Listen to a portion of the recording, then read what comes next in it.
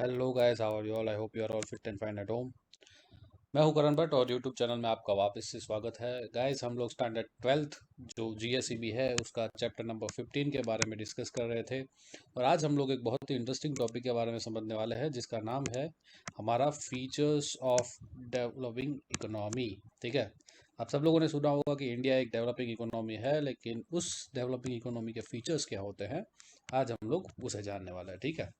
So let's get ready. Before starting मैं आप सबसे रिक्वेस्ट करना चाहूँगा कि आप मेरी चैनल को लाइक कीजिए, सब्सक्राइब कीजिए और ज़्यादा से ज़्यादा अपने दोस्तों में शेयर कीजिए ताकि इसका जो बेनिफिट्स है वो सभी लोगों को मिल सके। ठीक है। सो देखते हैं क्या कहा जाता है कि फीचर्स में।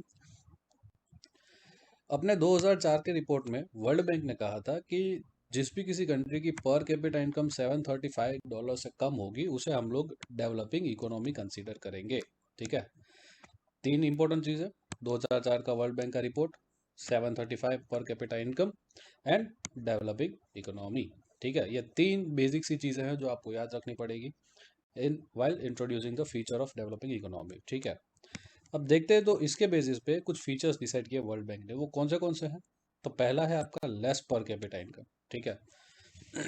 अब जब भी कभी डेवलपिंग कंट्रीज की बात आती है तो उनकी जो नेशनल इनकम होती है वो आपके डेवलप्ड नेशन से बहुत ही कम होती है। ठीक है। और साथ ही साथ एक और प्रॉब्लम भी यहाँ होती है कि भाई उनकी पॉपुलेशन बहुत ही इंक्रीज होती है। ठीक है। एक तो इनकम कम और सामने पॉपुलेशन आपकी ज़्यादा, जिसकी वजह से प्रॉब्लम्स क्या आते हैं, जिसकी वजह से प्रॉब्लम्स होती है आपके अनएम्प्लॉयमेंट। ठीक है। अनएम्प्लॉयमेंट जैसे प्रॉब्लम्स होते हैं आपको, देन आपको पॉवर्टी जैसे प्रॉब्लम देखने को मिलेंगे। इसके अलावा अनइक्वल डिस्ट्रीब्यूशन ऑफ इनकम देखने को मिलेगा आपको। ठीक है। ये सारे के सारे प्रॉब्लम क्यों अराइज होते हैं? क्योंकि इनकम आपकी बहुत ही कम है और जबकि सामने पॉपुलेशन आपकी बहुत ही हाई है। ठीक है।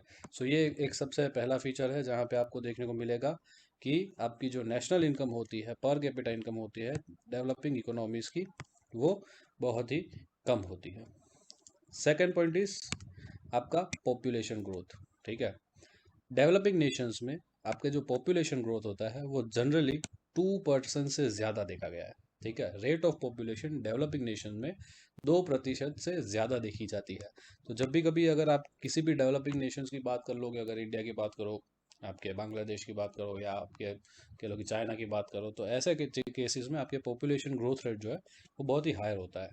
इसके अलावा तीसरा फीचर है that is your dependence on agriculture. अब डेवलपिंग कंट्रीज में एक फीचर देखा गया है कि उसकी पॉपुलेशन की जब बात आती है तो वो पॉपुलेशन मेनली एग्रीकल्चर सेक्टर के साथ आपके अटैच्ड होती है। हमारे इकोनॉमी में तीन सेक्टर है, आप सबको पता होगा। प्राइमरी, जिसे हम लोग एग्रीकल्चर सेक्टर भी कहते हैं। दूसरा है आपका सेकेंडरी सेक्टर, जिसे हम लोग इंडस्ट्री सेक्टर भी कहते हैं। और तीसरा है आपका टर्शियरी सेक्टर, जिसे हम लोग सर्विस सेक्टर कहते हैं। एग्रीकल्चर में आपकी एग्रीकल्चर आ गया, फार्मिंग आ गया, एंड अलाइड एक्टिविटीज़ जितनी भी है, डेयरी फार्मिंग, पोल्ट्री फार्मिंग, आपका ये सारी चीज़ें इंक्लूड होती है। इंडस्ट्रीज़ में आप देखोगे कि steel industry, iron industry, IT industry, आप कह लो कि फिर आपका जो ऑटोमोबाइल इंडस्ट्री है, वो सारी सारी चीज़ें आपकी service sector, sorry secondary sector that is industry sector में आती है। और तीसरी चीज़ है that is your service sector. Service sector में आपकी आईटी, आप कह सकते हो कि जितने भी बैंकिंग इंडस्ट्री है, इंश्योरेंस इंडस्ट्री है, ये सारी की सारी आपके टर्शरी सेक्टर में आती है, जो सर्विस सेक्टर भी कंसीडर किया जाता है। अब यहाँ पे कहा गया है कि आपका जो डेवलपिंग नेशन होगा, उस डेवलपिंग नेशन में आपका जो एग्रीकल्चर के ऊपर डिपेंडेंस है वो बहुत ही ज़्यादा होगा। कहा जाए तो अगर इंडिया की बात करें तो इंडिया की 60% से ज़्यादा पॉपुलेशन आज भी एग्रीकल्चर के ऊपर है अपने एम्प्लॉयमेंट के लिए। ठीक है। और जबकि इसके मुकाबले आपके एग्रीकल्चर का शेयर कितना है टोटल नेशनल इनकम में, तो वो सिर्फ 26% ही है। ठीक है। तो आप देखो कि 60% से आपका ज़्यादा शेयर आपको यहाँ पे देखने को मिलेगा, बट उसका जो नेशनल इनकम में पार्टिसिपेशन है वो बहुत ही कम है। तो ये एक आपका देखने को मिलेगा। इसके अलावा आपका नेक्स्ट फीचर है that is unequal distribution of income. ठीक है।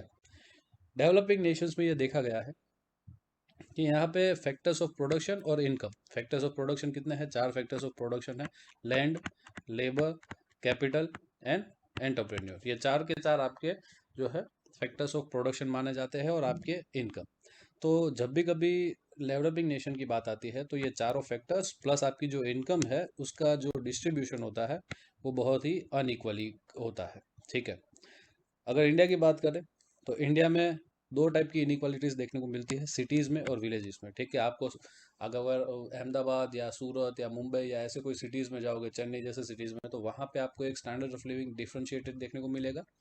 और इसके मुकाबले कोई छोटे से विलेजेस में चले जाओगे, गांव में चले जाओगे, तो वहाँ पे आपको जो है दोनों का जो डिफरेंस है वहाँ के स्टैंडर्ड ऑफ लिविंग का, वो बहुत ही इजीली आप आइडेंटिफाई कर पाओगे। आगे देखें तो 20% of rich people of the country share 40% of national income and the poorest 20% share 10% of the national income. इससे भी वर्सन कंडीशन ऐसी है कि जो 10% रिचेस्ट पॉपुलेशन है, उसके पास कंट्री की 90% वेल्थ है। ठीक है, और जो 90% पीपल है हमारे, उनके पास कंट्री की सिर्फ 10% क्या है, आपकी वेल्थ है। तो ये सिनेरियो आपको डेवलपिंग नेशंस में देखने को मिलता है। ये भी बहुत ही एक सीवियर कंडीशन है, सीवियर आप कह लो कि प्रॉब्लम है, जो कि डेवलपिंग नेशंस के साथ एसोसिएटेड मानी जा रही है। इसके बाद आपको देखने को मिलेगा एक और फीचर आपका, दैट इज़ अनएम्प्लॉयमेंट। ठीक है, अब ऐसा माना जाता है कि एक तो ऐसी कंट्रीज़ में हाई पॉपुलेशन ग्रोथ होता है, मतलब कि आपका लेबर फोर्स जो है वो है यहाँ पे, वो बहुत ही ज़्यादा होगा।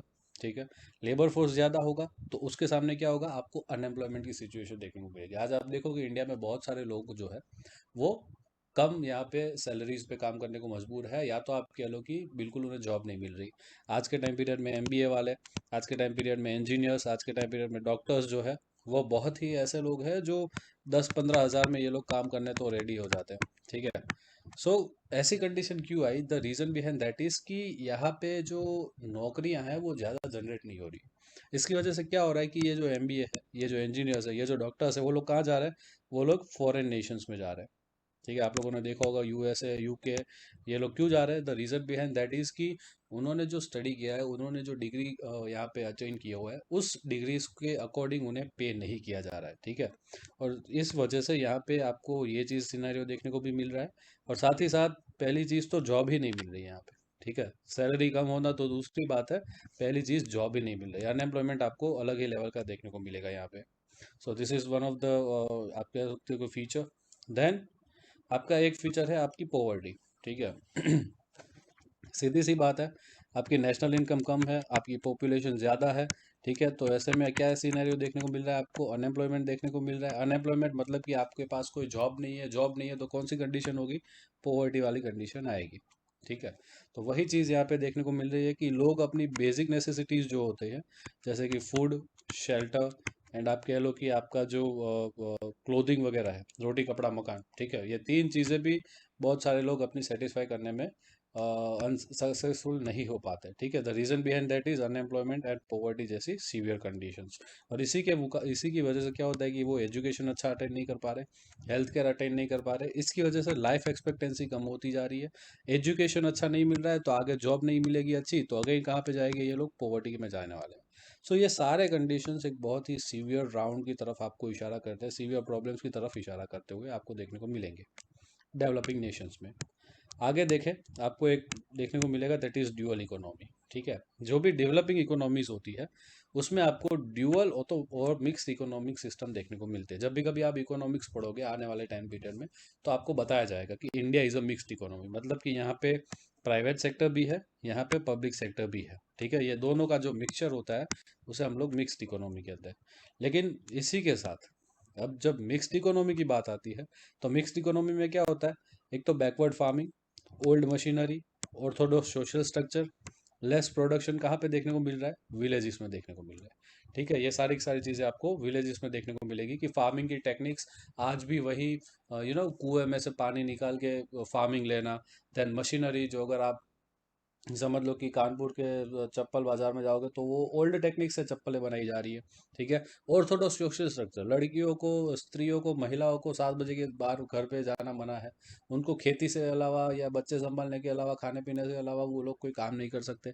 ऐसा सोशल स्ट्रक्चर है, ये हमारी विलेज की कंडीशन है। दूसरे साइड हमारी सिटीज़ की बात करें तो यहाँ पे मॉडर्न इंडस्ट्री है।